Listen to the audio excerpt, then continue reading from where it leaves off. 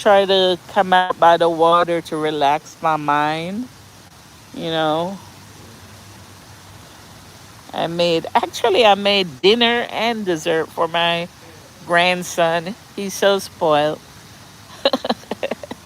I made him ribs cuz he loves ribs and baked beans, and I made some banana fritters in the night, and then they watch a movie with their mom. So they got a lot of sweet tooth today. Yeah, I need some little peace of mind, I tell you. Yes, yes, I made banana fritters.